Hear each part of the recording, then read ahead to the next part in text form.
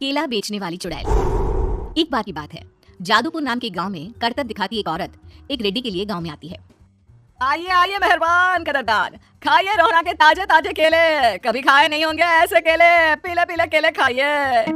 ये कहकर रोहना हाथों में 4 केले लिए उन्हें सर्कल में जोर जोर से हवा में उछालती हुई करतब दिखाती है, जिसे देखकर आसपास के सारे बच्चे अपने अपने मम्मी पापा से उस औरत के पास जाने की जिद करने लग जाते हैं। पापा ऐसा तो सर्कस में बॉल से होता है ना, ये आंटी तो केले से कर रही है, चलिए ना पापा देखते हैं। रोहना एक पतली सितार पर चलती हुई केलों से करतब दिखाती है। आते जाते सभी लोग बाहर रुककर उसके करतब देखते हैं और वाह वाही करते नहीं थकते। जैसे ही एक आदमी पास आकर उसे पैसे देने लग जाता है, तब वो कहती है, अरे नहीं नहीं साहब, मैं करतब तो बच्चों के मन को बहलाने के लिए करती हूँ, धंधा तो मेरा केले का है। पीछे देखो मेरी रेड्डी, जो भी मेरे केले खाएगा मेरी तरह चुस्त दुरुस्त और तंदुरुस्त हो जाएगा। पता चलता है क्या कि मेरी उम्र 55 की है। अरे पर ऐसे ठंड के मौसम में कोई केला क्यों खाएगा? ये ऐसे वैसे केले नहीं है साहब, ये शरीर में गर्मी देते हैं, ठंड को दूर भगाए जो भी रोहिणा के केले खाए। पापा अगर मुझे केले नहीं मिले तो मैं घर नहीं जाऊंगी। तभी उसके पापा कहते हैं कि बेटा केले ठंड में कभी गर्मी नहीं देते। ये सब कहने की बातें हैं, सामान बेचने का तरीका है इनका। पर पिंकी नहीं मानती। मैं केले खाऊंगी। पिंकी की जिद के आगे नथु हार जाता है और उसे केले खरीद कर दे देता है। पिंकी खुश होकर केले घर ले आकर खाती है। अब मैं भी करतब करूंगी, कितना मजा आएगा, जादुई केले। पिंकी पहला केला खत्म भी नहीं करती कि वो बेहोश हो जाती है। दूसरे केले से एक काला धुआं आता है और रोहना चुड़ैल बनकर बाहर निकल आती है।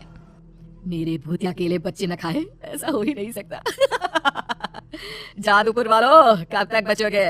आ गई हूँ मैं रोहना, जिसका कोई नहीं कर सकता सामना। रोहना पिंकी को गोद में उठाकर काले धुएं में कहीं गायब हो जाती है। शाम के वक्त नत्थु घर लौटता है और पिंकी को घर में ना पाकर उसकी माँ से कहता है, माँ पिंकी कहाँ है? अरे बेटा, उसे तो तू सुबह करतब दिखाने ले गया था ना, फिर कहाँ वापस आए तुम दोनों? मुझे लगा तू उसे अपने साथ मंडी ले गया होगा। हे भगवान, मेरी बच्ची कहाँ गई? मैं उसे घर ही तो छोड़कर गया था। माँ, नत्थु गांव के घर कोने में अपनी बेटी को ढूंढता है, पर उसे वो कहीं नहीं मिलती। परेशान होकर आके रो रो कर नत्थु हिम्मत हार कर घर लौट आता है। अगली सुबह रोहना फिर से करतब दिखाने आती है और इस बार पिंकी की तरह रोनी केले खरीद लेता है। 50 रुपए दिए थे पापा ने, सारे पैसों के मैंने केले खरीद लिए हैं। अब मैं भी आंटी की तरह ही करतबबाज बन जाऊंगा। यही सोचते हुए रोनी केले खाता है और पहला अकेला केला आधा खत्म भी नहीं करता कि चुड़ैल उसके सामने आ जाती है। मेरे साथ चलने का समय आ गया है रोनी। ये तो बस शुरुआत है। अब इस गांव के सारे बच्चे धीरे धीरे मेरे कब्जे में होंगे, एक बच्चा भी नहीं बचेगा। ये कहकर रोना रोनी को गोद में लेकर काले धुएं में अदृश्य हो जाती है। इसके बाद हर रोज गांव में से कोई ना कोई बच्चा गायब होता, पर ऐसा क्यों हो रहा है किसी को भी समझ में नहीं आ पा रहा था। रोज की तरह अपनी बेटी पिंकी की तलाश में नत्थु गांव के एक तालाब के पास बैठा रो रहा था। कहाँ गई मेरी पिंकी? शकुंतला के जाने के बाद एक वही तो मेरा सहारा थी। अरे उसकी आत्मा कोस रही होगी मुझे कि मैं अपनी बच्ची को संभाल भी नहीं पाया। नत्थु ये कहता हुआ रो ही रहा था कि तभी तालाब में से उसे शकुंतला की आवाज सुनाई देती है। कहाँ थी तुम शकुंतला? हमारी बच्ची और सारे गायब हुए बच्चे रोहना के कब्जे में हैं। वो बच्चों को जो केले देती है उससे बच्चे बेहोश हो जाते हैं और उसके कब्जे में आ जाते हैं और वो उन्हें ले जाकर काली दुनिया में ले जाती है। पर वो ऐसा क्यों कर रही है? ये मैं नहीं जानती, पर उस दुनिया का रास्ता मैं आपको बता सकती हूँ। जहाँ ये नदी खत्म होती है वहाँ एक केले का पेड़ है, उसके नीचे एक दरवाजा है, वहीं से रास्ता जाता है उस दुनिया का। ये कहकर शकुंतला की आत्मा गायब हो जाती है। गांव के सभी लोग झुंड बनाकर उसी रास्ते से काली दुनिया में चले जाते हैं और वहाँ देखते हैं कि सारे बच्चे वहाँ काम कर रहे थे। पापा मुझे ले चलो यहाँ से, पापा पापा। सभी बच्चे अपने मम्मी पापा से लिपट जाते हैं। तो तुम लोग यहाँ तक आ गए?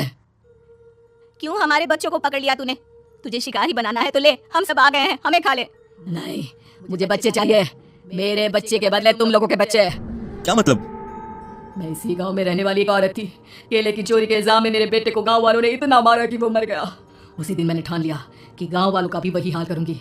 कुछ दिन बाद बेटे के चले जाने के दुख में मैं भी मर गई और मेरी भटकती आत्मा एक चुड़ैल बन गई और फिर मैंने बदला लिया तुम सबके बच्चे छीनकर। बर्दाश्त नहीं कर पाए ना, सोचो मुझ पर क्या बीती होगी। हमें माफ कर दो रोना, पता नहीं ये किसकी गलती थी, पर हम सभी माफी मांगते हैं। हमारी खुशियां लौटा दो, तुम भी तो एक माँ हो। गांव वालों की बात सुनकर रोहना का मन पिघल जाता है और वो बच्चों को छोड़ देती है। उसके बाद काली दुनिया बच्चों के लिए जादुई दुनिया बन जाती है। अब कोई भी कभी भी वहां आ जा सकता है।